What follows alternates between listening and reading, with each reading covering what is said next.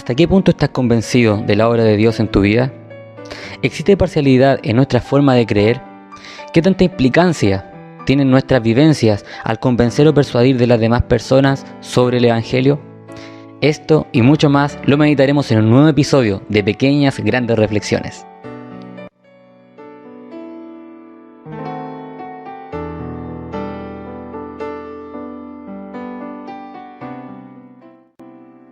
Hola a todos mis hermanos y amigos, soy Daniel Molina y espero que estén muy bien.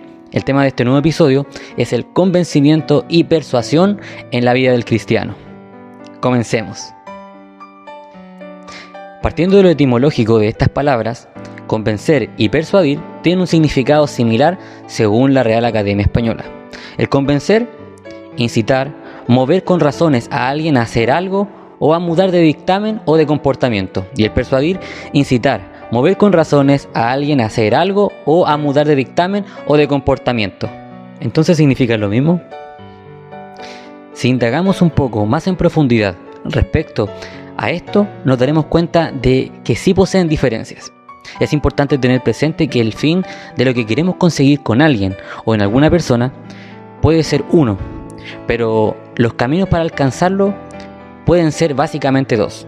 Uno es el convencimiento, el cual significa hacer llevar a una persona a cierta conclusión usando argumentos lógicos, mientras que la persuasión se basa en aspectos emocionales.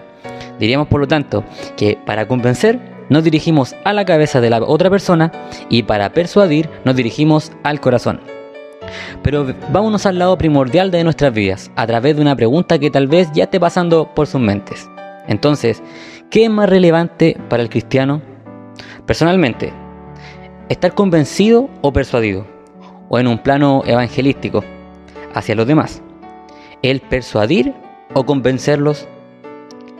Si buscamos en el contenido bíblico, tanto Dios Padre, su Hijo Jesucristo, el Espíritu Santo, los profetas, los apóstoles y los discípulos buscan el mismo fin, que es brindar salvación a nuestras vidas. Y todos hacen uso del convencimiento y persuasión. Por lo tanto, podemos darnos cuenta que el convencimiento debe ir de la mano con lo persuasivo en nuestro discurso referente a la palabra de Dios. Entregar un contenido frío, narrando solo palabras, sin aquel encanto o gracia que brinda el Espíritu Santo, queda solo en las letras. Pero hay que tener muy presente que un desequilibrio en esto puede generar inestabilidad cognitiva de lo que aprendemos del Evangelio, o emocional si dependiéramos solo de las manifestaciones que nos conmueven. La manifestación de los sentimientos no es perpetua en nuestra personalidad o carácter. No andamos todo el día alegres o tristes o enojados, conmovidos o expresivos. Y en un plano eclesiástico no andamos todos los días danzando ni hablando en lenguas, etc. Pese a lo bonito que puede ser en ocasiones en que se puede dar. Por esta razón, el conocimiento sobre la palabra es vital para que convenzamos bajo un argumento sólido a quienes nos escuchan.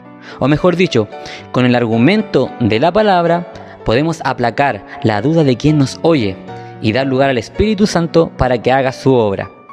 Por otro lado, el persuadir es una herramienta importante para llegar al corazón de las personas, con el fin de que vengan a Cristo. Se busca tocar tal vez el lado más íntimo o vulnerable, tratando de conmover el corazón. Eso sin duda nos deja al descubierto nuestras necesidades, ¿verdad? Y probablemente aparece la conmoción en nuestra vida y ocupan lugar las emociones, ya sea llorar o alegrarnos, y anhelamos que esas necesidades sean suplidas.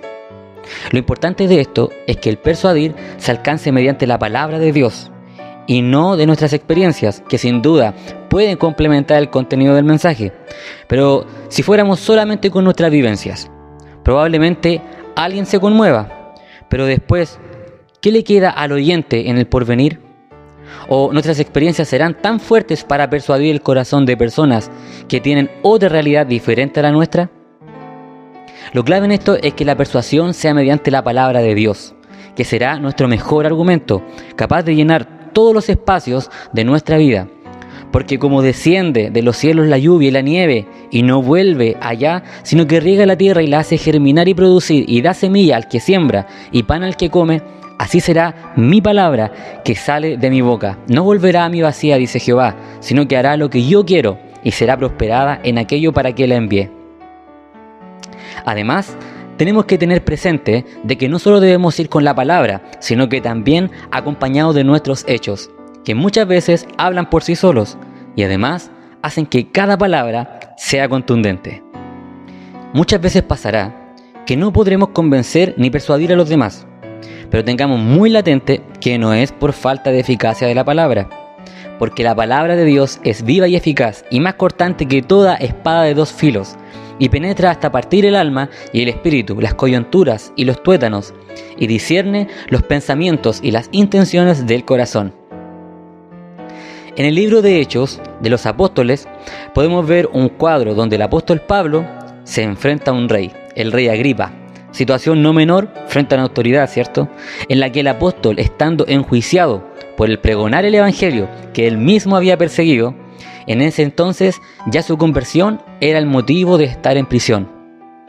Y aprovecha tal instancia para predicarle al rey el evangelio y le dice: ¿crees, oh rey Agripa, a los profetas? Yo sé que crees. Entonces Agripa dijo a Pablo: por poco me persuades a ser cristiano. Cuando Pablo pregonaba en Roma, tampoco fue la excepción. Dice en Hechos capítulo 28 versos 23 y 24: y habiéndole señalado un día, vinieron a él muchos a la posada, a los cuales les declaraba y les testificaba el reino de Dios desde la mañana hasta la tarde, persuadiéndoles acerca de Jesús, tanto por la ley de Moisés como por los profetas. Y algunos asentían a lo que decía, pero otros no creían. Esto nos indica claramente que el convencimiento y persuasión de nuestro pregonar no pasa solamente por el empeño, ímpetu o consagración con que lo entreguemos, sino que depende también de la libre decisión del oyente de creer o no, el libre albedrío. Podríamos estar llenos de buenas intenciones, pero eso no siempre es suficiente. Además, algo relevante al momento de poder tratar de convencer o persuadir es sentirnos seguros de lo que queremos predicar, y eso implica que nosotros primeramente debemos tener una fe inamovible e irrefutable en Dios, no de forma parcial. Hay muchos que creen que hay un Dios, pero dudan de lo que dice la Biblia. Otros que tienen conocimiento de la palabra de Dios, pero en momentos de dificultad su fe no es suficiente. La fe es sinónimo de seguridad y convicción, y nuestra creencia en Dios siempre debe ser total, en su palabra, sus hechos, sus promesas, sus profecías, en todo su ser. Finalmente, quien convence a toda criatura es el Espíritu Santo. Dice la Biblia: y cuando Él venga, convencerá al mundo de pecado, de justicia y juicio. De pecado, por cuanto no creen en mí; de justicia, por cuanto voy al Padre y no me veréis más; y de juicio, por cuanto el príncipe de este mundo ha sido ya juzgado. Amigos y hermanos, no dejemos de mostrar el convencimiento en nuestras vidas y lo persuasivo que ha sido Dios para tratar con nuestro corazón. Demostrémoslo en nuestras actitudes. Abraham, el padre de la fe, aún en su avanzada edad no dejó de creer cuando Dios le prometió que tendría descendencia, porque estaba convencido del pacto que tenía con Dios. Más tarde lo vuelve a demostrar en obediencia cuando le pide a Dios que le entregue a su hijo, y le demuestra seguridad a Isaac en todo momento al preguntarle por el cordero que ocuparían para el holocausto. ¿Recuerda? Diciéndole: y respondió Abraham: Dios se proveerá del cordero para el holocausto, hijo mío. E iban juntos. Esa prueba de convencimiento se la testificó a Dios y a su hijo. Finalmente, permítame recalcar que la palabra de Dios es nuestro mejor argumento y la complementa en nuestros actos.